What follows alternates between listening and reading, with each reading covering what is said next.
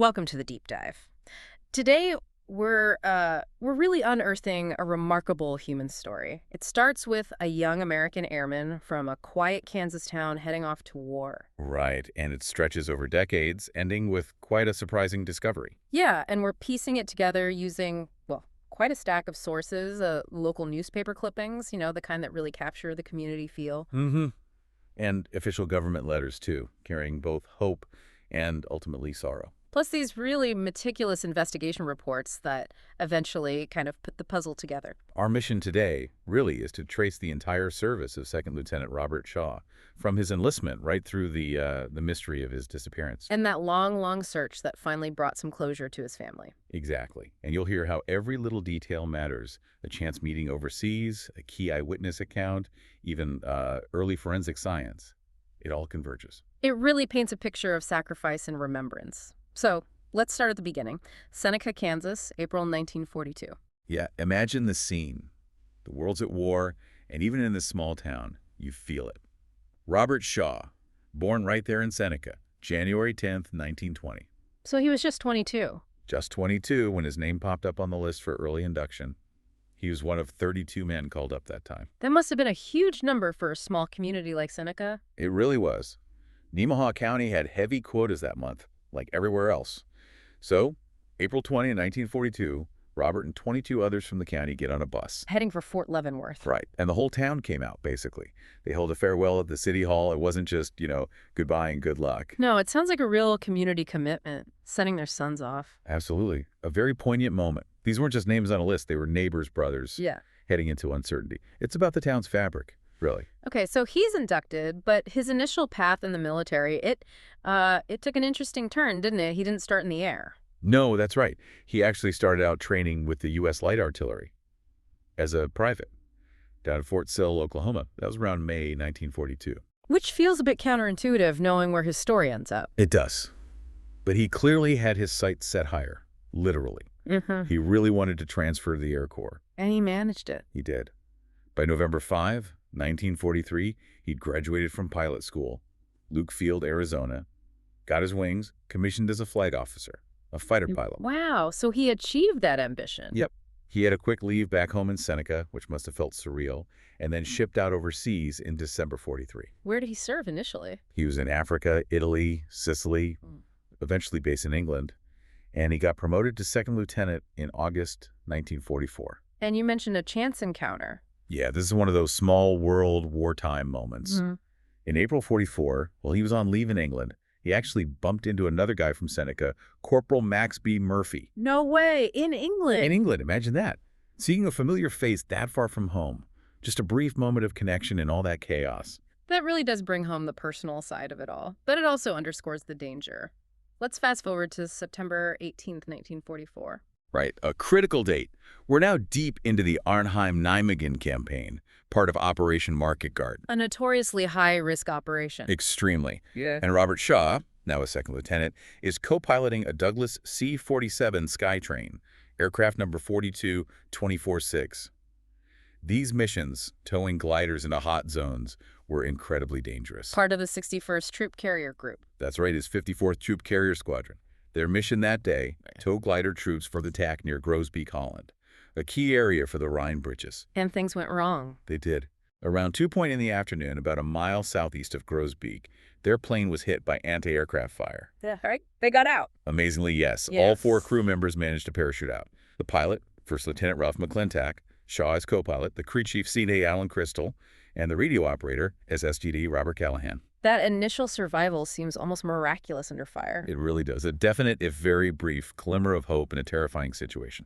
But as you said, brief. Survival in wartime is rarely simple. What happened after they landed? Well, Callahan, the radio operator, he was the lucky one. He was rescued by Dutch civilians and made it back to Allied lines. Returned to duty. Okay, so one made it back safely, but the other 3? Shaw, Crystal, and the pilot, McClintock, they were captured by the Germans. And it's McClintock's account that becomes absolutely vital here, isn't it? Crucial, because it's the last known sighting. He said he was captured quickly, maybe 20-30 minutes after landing, taken to a barn on a place called the Kruzoff Farm near Kranenburg in Germany. Okay. And then, shortly after, Shaw and Crystal were brought into the same barn. McClintock saw them, said they were uninjured, sat right beside him. That was the last time he saw them. The very last time. He was taken away for interrogation separately, and then, this is quite chilling, he was given Shaw's and Crystal's personal belongings. Wallets, knives, things like that, tied up in handkerchiefs. Why would they give him those? He was apparently led to believe they'd either gone ahead or would be following him. But despite searching POW camp records, contacting the Red Cross after he was eventually liberated, nothing. No trace of Shaw or Crystal was ever found. God, that must have haunted him, being given their things like that. How did the news, or the lack of news, land back home in Seneca? Utterly devastating. Robert Shaw was officially reported missing in action MIA on October 8th, 1944. And that MIA status, it's a special kind of agony for families. Yeah, it's not knowing. The limbo. Exactly. Then in March 1945, a War Department letter arrived. Yeah. It mentioned the 4 crew members bailing out. That gave his mother, Mrs. Hawley, a flicker of hope. Maybe he was a POW. But that hope didn't last. No. On September 24, 1945, almost exactly a year after he went missing, the government officially declared him deceased, killed in action. Oh, that's heartbreaking, especially for his mother, who saw him as her only son. Yes. The local papers used that language at the time, making the supreme sacrifice, serving with strong convictions. But behind that public language, just unimaginable private grief. So for the next, 14 years, Mrs. Hawley lived with this official declaration, but still at fundamental uncertainty. No body, no grave. 14 long years. And the Army did investigate.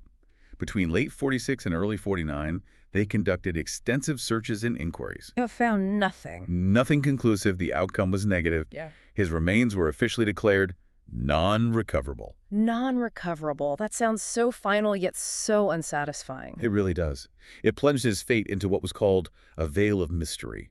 His poor mother, grasping at straws, even wondered if maybe the Germans had handed him over to the Russians there, that he might be in a Soviet camp somewhere. Wow. That shows the depths of that need for answers, doesn't it? Even inventing scenarios. Absolutely. It underlines that enduring hope families clung to, even against official findings.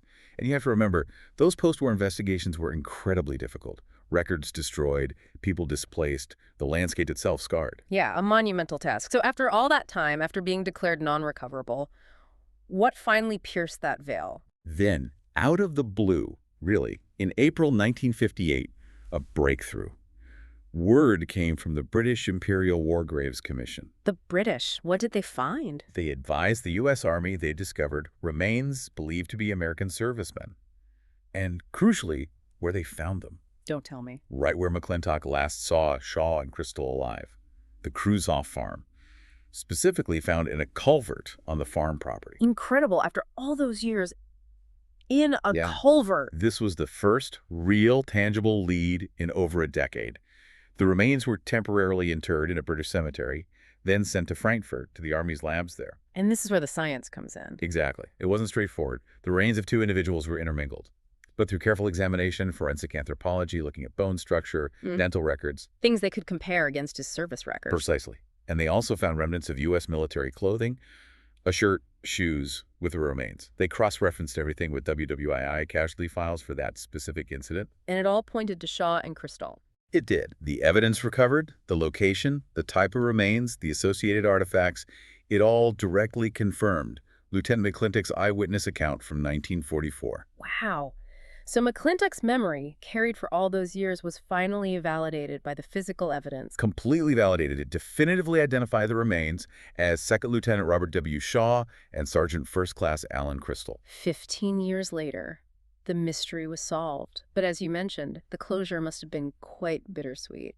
Very bittersweet. On August 17, 1959, Robert Shaw and Alan Crystal were finally brought home. They were laid to rest together with full military honors in a group burial at Fort Leavenworth National Cemetery in Kansas. Back in Kansas. But his mother. Tragically, no. Mrs. Ella Hawley had passed away the year before, in 1958.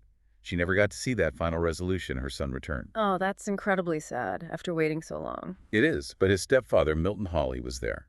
And his 3 sisters, Rosella, Evelyn, and Olive, and his half-sister, Betty. They were all present for that moment. I imagine there was a sense of relief, finally knowing for sure. Yes, the newspaper reports at the time spoke of that. Relief for the family, finally having a definite answer, a resting place on home soil. He was posthumously awarded the Air Medal and the Purple Heart. But there's a final somber detail in the official record, isn't there, about how they died? There is, and it's chilling. The records state that both airmen were, and this is the phrasing, apparently slain by their German captors after capture. Apparently slain, found in a culvert. That implies. Um, Well, it implies they were executed. it strongly suggests that. While the discovery brought closure about what happened, identification and recovery, the exact how and why of their deaths in that culvert, that remains unspoken. Lost to time. What an incredibly powerful story. It's this whole journey from a young man answering the call through the fog of war and loss to this painstaking effort decades later to bring him home. It really is. It's not just military history, is it? It's about the human cost, the family's endurance, and this evolving commitment to accountability, even years after the fact, from non-recoverable to forensic identification. Yeah, that commitment to finding answers, providing closure, is so important. But it does raise a tough question. Mm-hmm. Even with all that investigation, the recovery, the science, the exact circumstances of their deaths, that apparently slain detail, it remains somewhat ambiguous. What does that tell us about trying to reconstruct the past, especially violent events in wartime? That's a really important point. It highlights the limits, doesn't it? History can tell us a lot. Forensics can provide answers. But sometimes the full granular truth, the specific moments of an event like that, they might remain beyond our reach. So how do we find closure as individuals or as a society when some of the most painful questions might never get a complete answer? That's the struggle, isn't it? Perhaps closure isn't always about having every single detail, but about acknowledging the truth as best we can determine it, honoring the memory and recognizing the sacrifice. And that lack of absolute certainty, even after such a dedicated search, it really makes you think, doesn't it? It leads to a final thought for today. Okay. Think about all the other stories from conflicts, past and present, where remains were never found, where families still live with that missing status, or where the final moments are just unknown. There are so many, unfortunately. So with science constantly advancing, think about DNA technology now compared to the 1950s. What responsibility do we have collectively to keep looking, to keep revisiting these cold cases, keep searching for answers, even faint glimmers of truth, decades, maybe even centuries later? Is there an endpoint to that search? That's a profound question to ponder. What is our duty to remember,